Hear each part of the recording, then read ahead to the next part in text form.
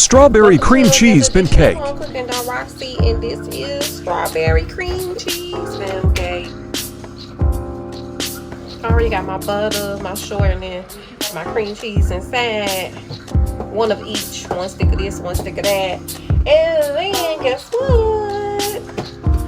I have my strawberry flavoring.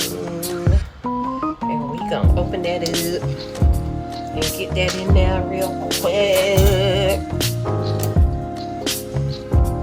I shouldn't talk to y'all because y'all be bored.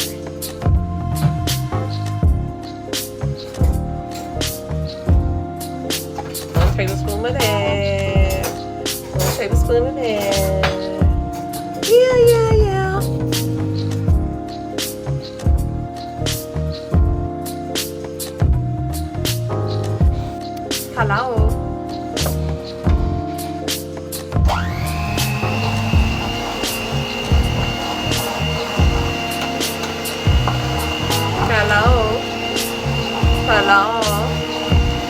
Hello. Hello.